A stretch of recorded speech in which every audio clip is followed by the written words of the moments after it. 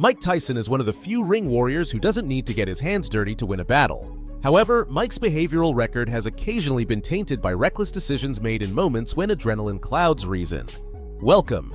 In today's video, we'll relive the controversial fight between Mike Tyson and Francois Botha, the night when a couple of bones were seconds away from breaking. It was 1999, and it seemed Tyson was ready to leave the scandals of the old millennium behind for this fight. Tyson had recently fought a second controversial match against Evander Holyfield, and you may wonder how this jump in time was possible. You see, starting in June of 1997, Mike was suspended for a whole year and was out for a year and a half before facing Botha. For this fight, Tyson was trained by Tommy Brooks. Brooks was known and respected for his roster of fighters, which included none other than Evander Holyfield, aside from being the 1975 national middleweight champion of the Amateur Athletic Union, so greatness was expected from his part.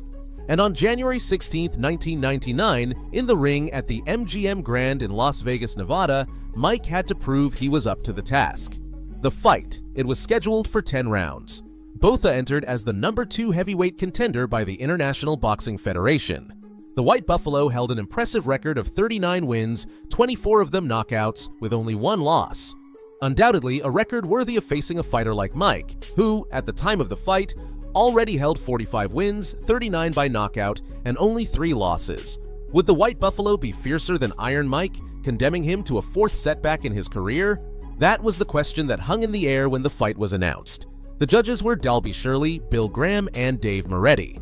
These personalities had the tough task of declaring a winner based on their analyses and perspectives if neither fighter's power could claim victory before the end of the scheduled rounds. Luckily, Iron Mike's beastly fury was at its peak after being caged for a year and a half. With the legendary Richard Steele as the third man in the ring, this epic fight took place. Round 1. Botha's right broke the ice, to which Tyson quickly responded with his left. The White Buffalo continued testing Mike's defense with powerful combinations to the body that seemed to fail to break through. He hadn't started as fast as everybody, quietly waiting for his opening. There's 1, 2. Eventually, Tyson's powerful left began to cause damage.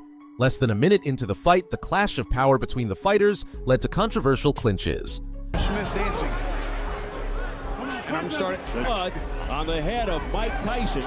Botha have the ability to combat this. Botha certainly doesn't look afraid. He's standing right in there. Botha continued attacking Mike's body and head, occasionally landing solid punches.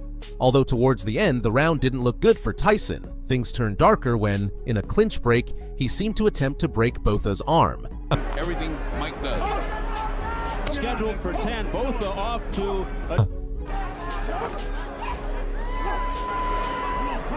avoiding tremendous. The White Buffalo inevitably cried out in pain, and Steele acted quickly before things escalated. Just before the bell, Tyson's face had to absorb a powerful right due to his actions.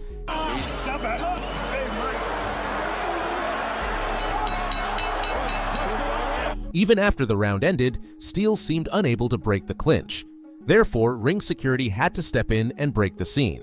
Mike was taken to his corner by his team, while Botha was quickly attended by his own. After the intense moment, it seemed the White Buffalo had been quickly weakened. Round 2. Both fighters came out for the second round, and Mike's left quickly pushed Botha against the ropes. The intensity of Mike's offense had doubled, and it seemed like a clean fight until, less than 20 seconds into the round, another controversial clinch took place. Once again, Tyson seemed to attempt to twist Botha's arm, this time his left. Steele, outraged, handled the situation better. After the break, Mike went for another controversial clinch, leaving Steele no choice but to dock a point on the judges' cards. Both fighters continued the round with brief exchanges, which ended in clinches. With Mike attacking the body and head, the White Buffalo seemed unsure how to contain the offense. Because there's fire. It might for Tyson, he got it. Toward the end of the round, Botha was really trying to keep a safe distance, while Tyson's eyes blazed.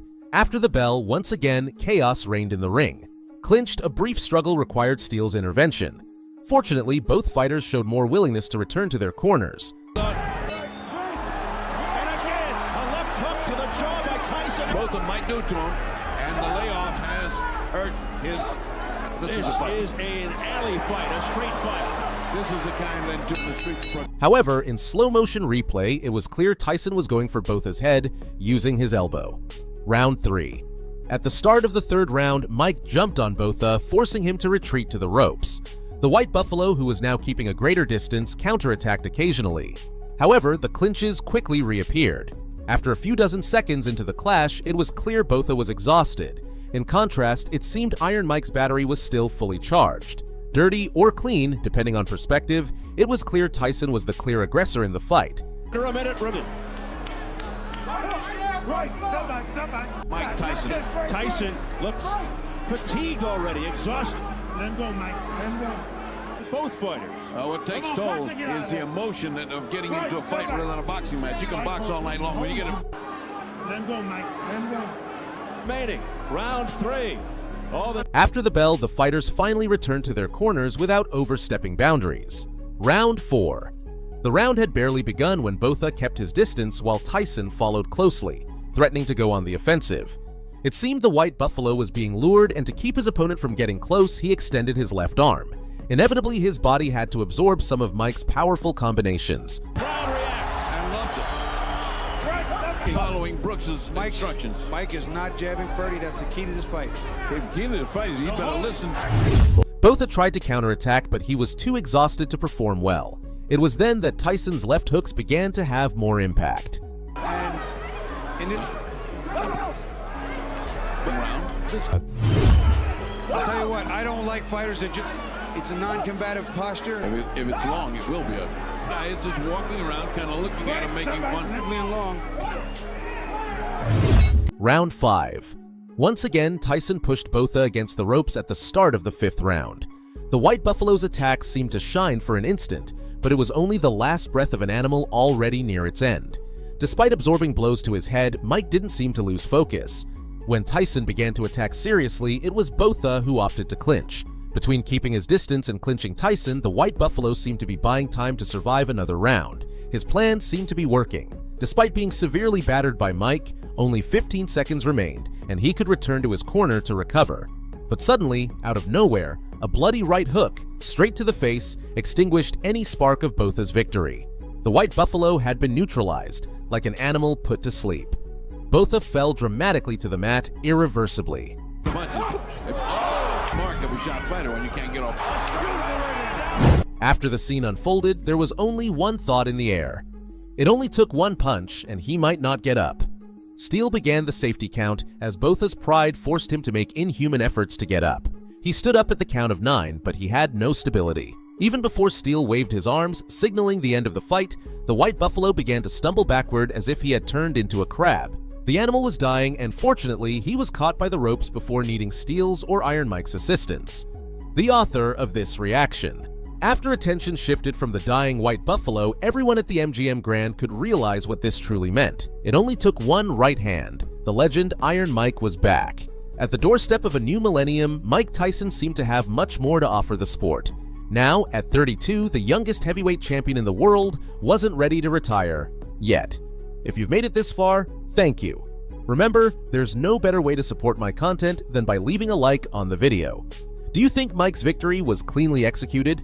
Do you believe Botha's performance would have been different without the irregular events during the clinches? I'd love to read your opinion in the comments. See you there.